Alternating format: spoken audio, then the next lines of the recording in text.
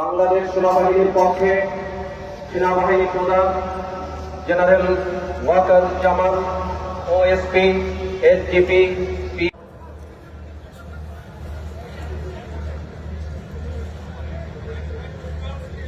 বাংলাদেশ নৌবাহিনীর পক্ষে নৌবাহিনীর প্রধান অ্যাডমিরাল মোহাম্মদ নাজমুল হাসান পুষ্পস্তবক অর্পণ করছেন।